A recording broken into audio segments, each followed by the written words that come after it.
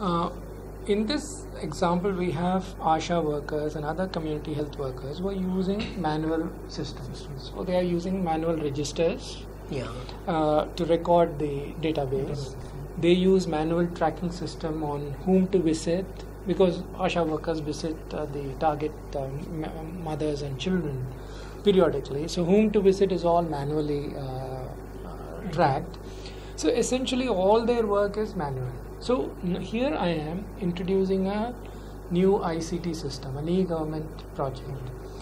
What this does to the ASHA workers, the community health workers, is it's a massive change, because community health workers are working in an environment which is not urban. It's it may rural be urban, level, but mostly it's remote. The objective is, and they are not also expected or not required to be very highly skilled, IT savvy and all that. So when we're given this context and I introduce an ICT, we can expect some challenges. What do you think it does to the motivation level of ASHA? Challenges like if say whenever a system, ICT system is introduced, there is some resistance. Always there is resistance from any stakeholder.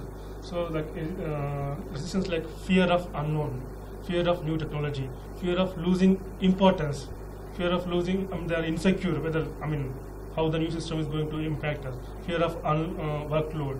All these things will play a big role. So our part will be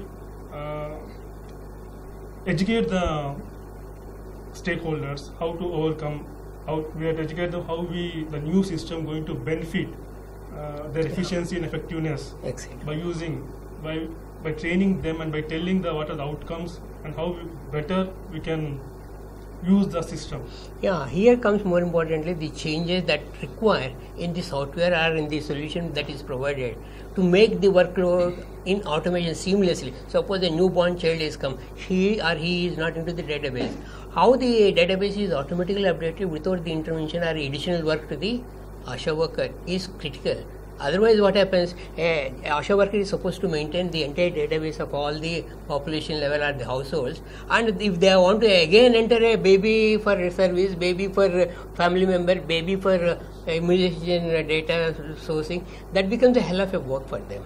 So, because they are not getting aware of their own work, they are also having additional work to do in updating and also generating the I can say reports, every monthly reports which they have to do. So this becomes a doubling or tripling of the workload that is required. How we need to look into the minimization of workload and the changes that are to be done in the software technology is to be taken care as a part of the change management, and also the way it is to be handled by the A&Ms by training them or the giving the ease of operation in generation of automatic registers. They are supposed to maintain 15 registers, which is a cumbersome for a monthly program of A&M's activity. So that can be reduced. The registers are maintained by the system once it is in place. You only give the services. Automatically the load will come down because registers are taken care. I think one of the points that we can mention here is on the subject of motivation. You will recall from our previous sessions on change management, we said that there are different approaches to understanding why people react to change in a particular way. We talked about behavioral approaches, we talked about cognitive approaches, if you remember from our previous session. So one of the things when I want to study, if I find that I have rolled out an e-government initiative and I find that my stakeholders are not motivated, I shouldn't actually link the two immediately. That means I shouldn't look for proximal causes, because as we recall from our session on individual change, we talked about cognitive methods.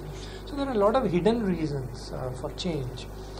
So we need to figure out, is the introduction of ICT the reason for lack of motivation, or there are other reasons? One other thing that merits mention that has come up in this discussion also is that if I come out with a wonderful idea which will benefit this stakeholder community, and yet I deliver short, meaning my idea is good but my delivery is not good, then I think we cannot blame somebody for not being motivated. In this example, for instance, if I have to do some database update periodically, for instance, then it is quite likely that the calendar of visits for the ASHA Workload also workers increases. may be not in sync with what the database says. Maybe the database is outdated. Okay. So I'm forced to maintain additional manual Excellent. records. So obviously that will Add value. demotivate me. So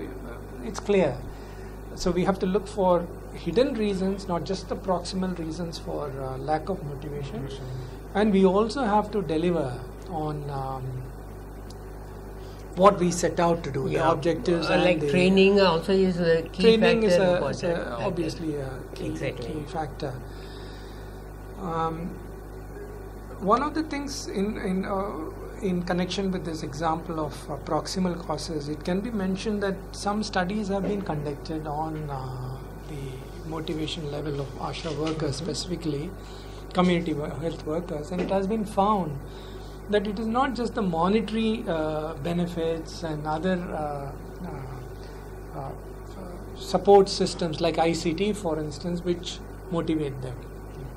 One of the studies has found that ASHA workers, the community health workers, have a standing in the society. So the villagers, the community, they that look up to reminds them. me a good example which I experienced or encountered, I must say, in one of the projects what I have done.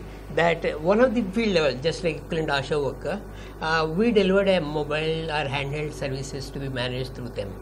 And she is having an engineer who is a computer science engineer doing in third year or second year, and she is given a handheld which she is supposed to facilitate her activity in the field level.